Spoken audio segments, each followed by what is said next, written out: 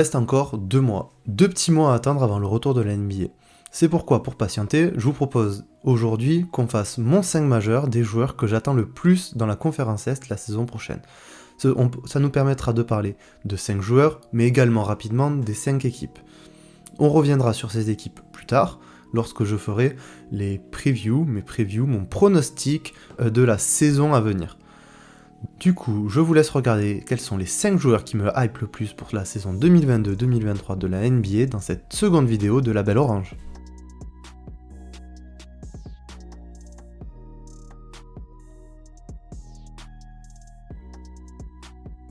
Le tout premier joueur dont on va évoquer, c'est le prince de l'Ohio, Darius Garland. Énorme saison, il m'a vraiment énormément impressionné cette saison. J'avais confiance en lui, c'est un joueur que j'aimais beaucoup de base, qui me plaisait beaucoup, ce style de joueur, de meneur créateur qui fait jouer les autres, c'est typiquement ce que j'aime.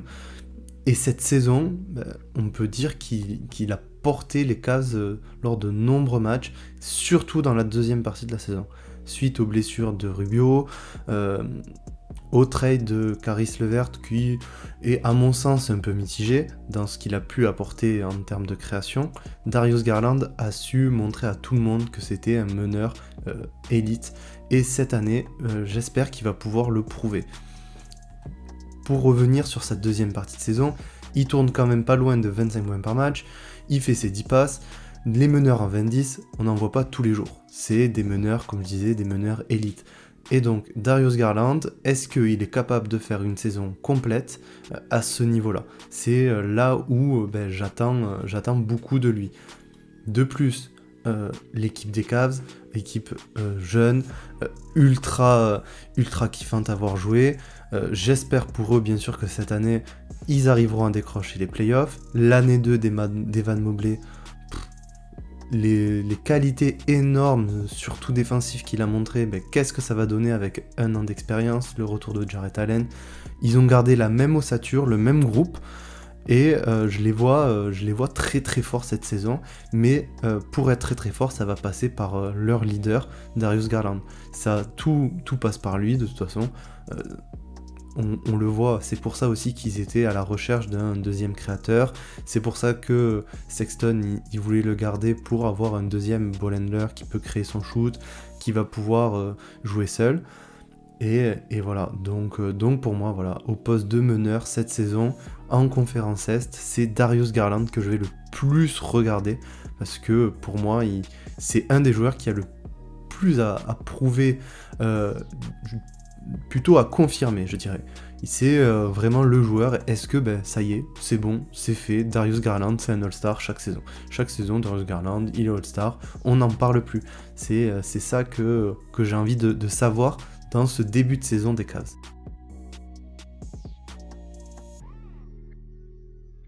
Poste d'arrière, le joueur que j'ai mis, c'est un rookie. Il va fraîchement arriver en NBA. C'est Monsieur Jaden Ivey, qui arrive au Pistons, sélectionné avec le 5e pick de la draft. C'était le joueur qui me donnait le plus envie dans cette draft. Concrètement, avec Chet Holmgren, c'était mes deux chouchous de la draft, du moins du haut du panier de la draft. Par contre, je vais être honnête, complètement honnête, je suis pas un gros consommateur de matchs universitaires, je vais pas regarder tous les matchs des jeunes prospects, je fais juste avec les rapports de différentes sources. J'ai beaucoup regardé tout ce qui est vidéo de AZK, les rapports d'un peu de tout côté, donc voilà, les discussions qu'il y avait sur Twitter, donc c'est avec ça que je me fais mon idée. Mais pour moi, pour le projet de reconstruction des Pistons, c'était parfait à cette position d'avoir un joueur comme ça. La ligue, comme on le sait, comme vous le savez, elle est dominée par des ball handlers. Il faut avoir deux personnes qui portent la balle dans l'équipe. Ce n'est pas du tout un problème. C'est même ce que font la majeure partie des équipes. Donc, moi, ce qui m'intéresse, c'est de voir le fit Cunningham, Ivey. Est-ce qu'ils sont vraiment complémentaires? À voir. est-ce que ses qualités athlétiques, elles vont être aussi dominantes? Est-ce qu'il va être aussi impactant? Qu'est-ce que ça va être son shoot à 3 points, sa vision de jeu? Est-ce qu'ils seront tout le temps ensemble? Je pense pas. Ce qui serait intéressant, c'est de lui laisser la balle, mais bon, il y a aussi Killian Hayes derrière. Bon, ça va être super intéressant à regarder, à suivre.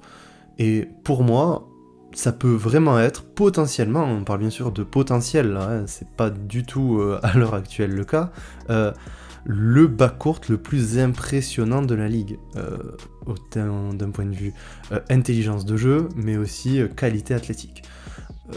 Par contre, pour moi, il ne sera pas rookie de l'année. Déjà, je vous le dis, dans mes pronostics, ça ne sera pas lui.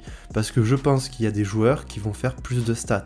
Et souvent, ce qui est regardé, c'est bien sûr les stats et les résultats d'équipe. Ça sera très, très peu mis en avant, même si j'estime que Détroit a un peu plus d'avance comparé à ses concurrents en termes de reconstruction.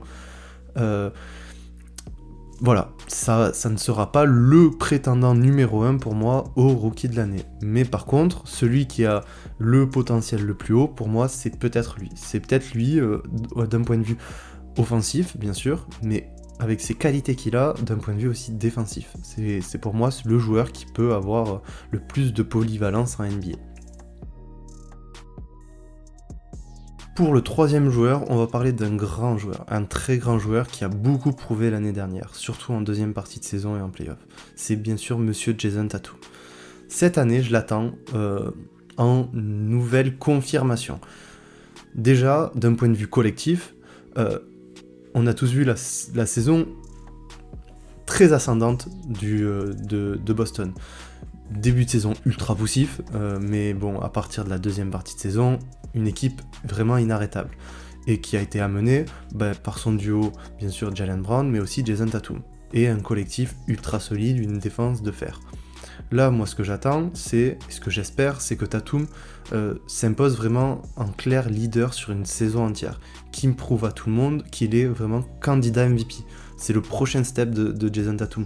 Maintenant, on le sait, c'est un All-Star, c'est un exceptionnel joueur, mais est-ce qu'il peut aller titiller les plus grands, faire embêter les autres joueurs dans cette course au trophée? Même si, pas forcément qu'il le soit MVP, mais au moins que, bien sûr, Jason Tatum, mais oui, on en parle comme un des 5 candidats la saison prochaine pour le titre de MVP.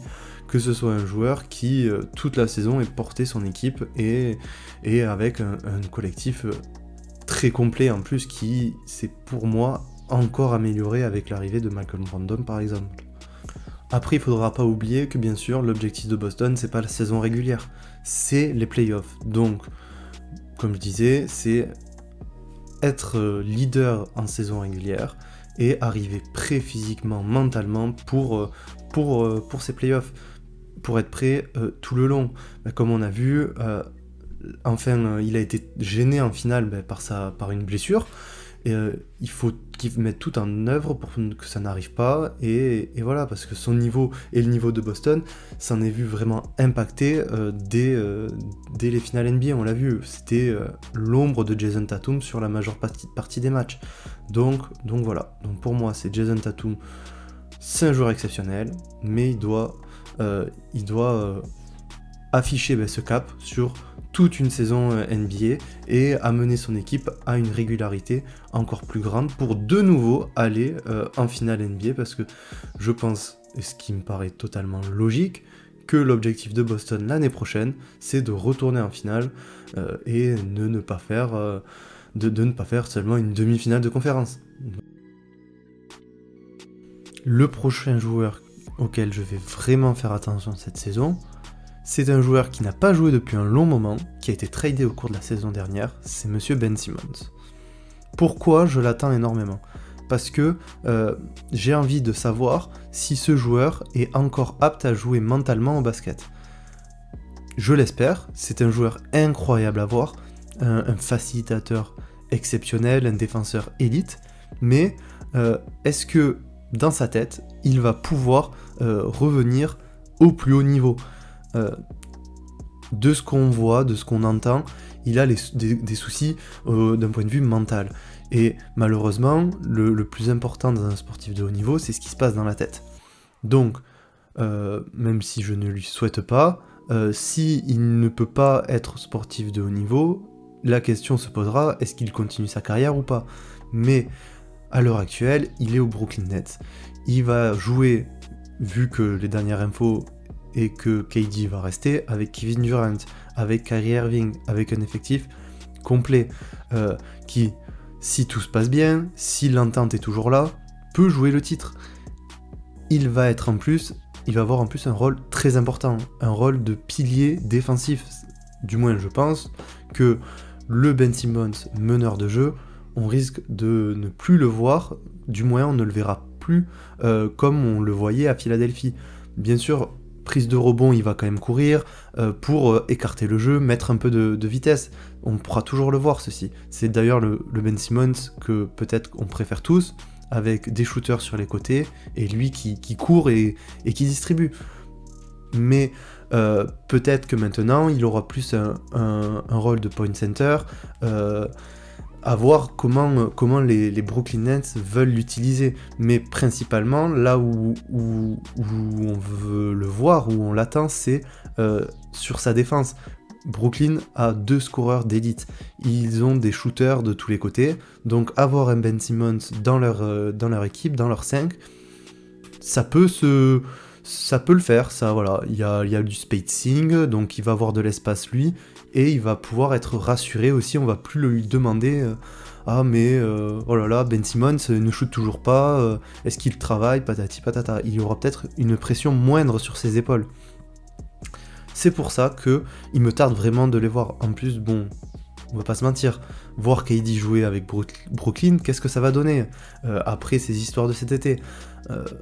Je doute pas de son professionnalisme, mais comment l'effectif va réagir? Kyrie, est-ce qu'il va pouvoir faire tous les matchs? Bon, voilà, c'est des choses qui vont être très intéressantes autour de Brooklyn, autour de Ben Simmons, et j'espère vraiment qu'on va pouvoir le revoir cette saison, parce que comme je le dis, c'est un joueur que j'adore. C'est un joueur qui aurait pu être un joueur générationnel, et j'espère qu'il va pouvoir revenir au plus haut niveau, au top. Le pivot que je vais le plus attendre cette saison, c'est Monsieur Joel Embiid. Pour la 2e année consécutive, il a été élu second au classement du MVP. C'est non sans rappeler un de ses coéquipiers qui, à l'époque, pareil, 2 années de suite, si je ne me trompe pas, avait été élu second du classement MVP avant de enfin le devenir. On le sait, c'est un de ses objectifs, être le MVP de la saison régulière. Mais, est-ce que c'est vraiment ce que je vais regarder le plus sur cette saison? Pas du tout. Ils ont réussi, les Sixers cette année, à régler en partie, parce que faut que ça se prouve encore, un problème qu'ils avaient depuis quelques saisons, au moins depuis 2, c'est le banc. Ils n'avaient aucune profondeur de banc. Un 5 majeur très fort, mais le banc ne suivait pas. Ce qui est, bien sûr, impossible d'aller loin sans un banc performant. On ne peut pas être prétendant au titre si le banc ne suit pas. Là, des joueurs sont arrivés, l'effectif s'est mine de rien amélioré avec des joueurs comme Chet Milton, PJ Tucker par exemple. Donc, ce que j'attends d'Embiid cette saison, c'est de voir enfin un Embiid vraiment leader. C'est bien, le trash talk j'adore, tout le monde aime ça, les réseaux sociaux, quand il y a les disputes, voilà ce qu'il aime bien faire, ça amène de la vie, c'est très bien, c'est aussi un divertissement la NBA, mais ça, si c'est le compétiteur qu'il dit être, qu'il espère être, il faut qu'il fasse plus, qu'il n'aille pas faire des interventions dans les médias hors de propos, comme on a pu voir avec le cas Ben Simmons. C'est des choses comme ça en fait il va devoir nous prouver que c'est le leader de cette équipe. En plus, avec un James Harden vieillissant, il faut le win now, il faut gagner maintenant en fait. C'est pas dans 3-4 saisons. La victoire c'est maintenant. En plus, on voit que Harden est revenu, enfin du moins sur les images, on sait ce que c'est les images d'été, mais ça fait longtemps qu'on l'a pas vu aussi affûté.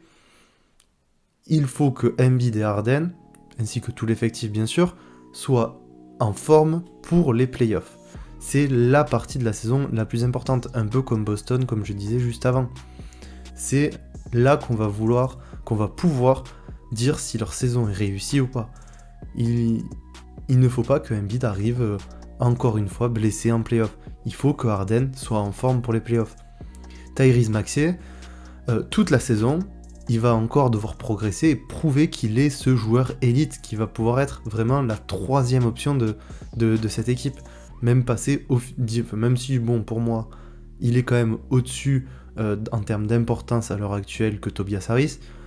On a vu la fin de saison de Tobias Harris, elle était vraiment très bonne.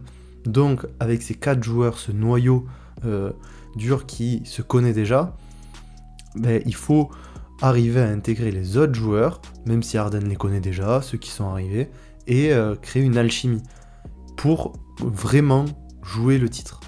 Donc ça sera ça, c'est pour ça que Embiid et les Sixers, ça sera une équipe que je vais regarder. Et puis Embiid, comment il va aborder la saison ? Est-ce qu'il va l'aborder en tant que ultra scoreur ? Il va tout faire pour avoir le titre de MVP, donc ça va passer bien sûr par les stats, mais aussi les résultats collectifs.